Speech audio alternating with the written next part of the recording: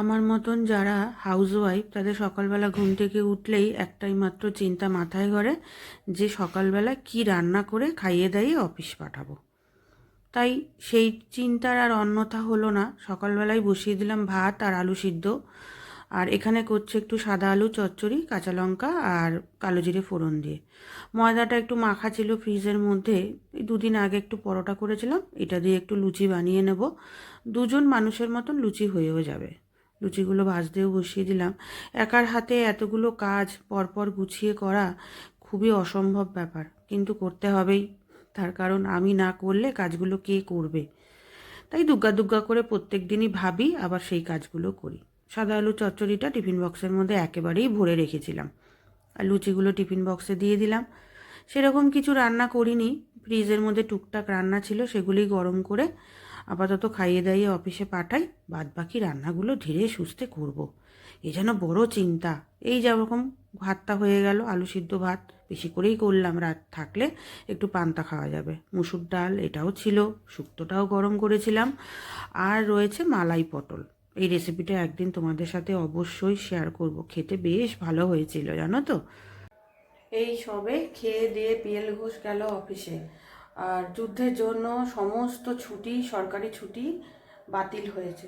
যারা পুলিশে চাকরি করে তাদের জন্য খুব একটা টেনশনের মধ্যে রয়েছি। দাদা আর্মিতে রয়েছে, আর এই আমার ঘরের লোক রয়েছে স্টেট পুলিশে, মানে স্টেট আর্ম পুলিশ। তো মানে যখন তখন সেরকম অর্ডার হলে, সেন্ট্রাল থেকে অর্ডার হলে এদেরকে সবার আগে যেতে হবে।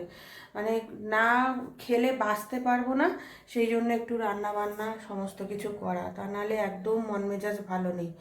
আর পুলিশ ক্যান্টিন থেকে যতটা পারছে টুকটাক করে একটু মাল এনে ঘরের মধ্যে রাখছি আর কি। সেরকম না, মানে হঠাৎ করে ডাক এলে তখন তো বাজারঘাট করাটা পুরোপুরি পড়ে যাবে, কোথায় কি পাবো না পাবো, সেই জন্য টুকটাক করে এনে রাখছে। ওখান থেকেই ওদেরকে সব বলে দিয়েছে যে ঘরে যতটা পারো তোমরা আর কি একটু অন্তত চাল ডাল তেল নুন একটু ঘরের মধ্যে রেখে দাও। সেই জন্য যতটা পাচ্ছি আর কি সমস্ত কিছু গুছিয়ে রাখছি আর কি। এই হচ্ছে। আর বললাম ভীষণ একটা টেনশনের মধ্যে রয়েছি। মার সাথে এতক্ষণ কথা হচ্ছিল। দাদা তো আর্মিতে রয়েছে, দাদার পোস্টিং হচ্ছে দিল্লিতে, কিন্তু ওখান থেকে অর্ডার চলে এসছে দাদার চণ্ডীগড়ে পোস্টিং। আর চণ্ডীগড় সিমলা নর্থের ওদিকটা তো আরও বেশি বিপদ না, একদম বর্ডারের ওই দিকটা, ওখানটাও তো গন্ডগোল হচ্ছে। তা মা বললো, দাদার সাথে ফোনে কথা হলো যে এখন আপাতত পোস্টিংটা স্থগিত রয়েছে, কিন্তু যখন তখন হলেও হতে পারে, সেরকম প্রয়োজন হলে তো যেতেই হবে, সবাইকেই যেতে হবে, এর তো কোনো ছাড় নেই।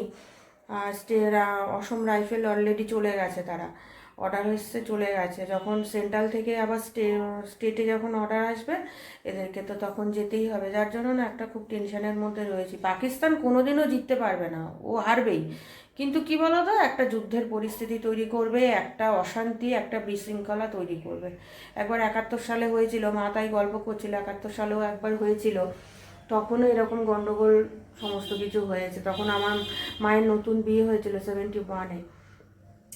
ওই রকম পরিস্থিতি যেন তৈরি না হয় সেটাই ভাবছি, খুব মানে চিন্তায় আছে। কি যে হবে কিছুই বোঝা যাচ্ছে না। জানি প্যানিক করা ঠিক নয়, কিন্তু দেখো মন থেকে তো একটা চিন্তা আসেই, কেননা আমার ঘরের লোকটা এরকম, দাদা আছে, এদের ফ্যামিলি নিয়ে তো বাঁচা, ফ্যামিলি ছাড়া তো মানুষ কেউ বাঁচতে পারে না, সবারই তো একটা টেনশন থাকে।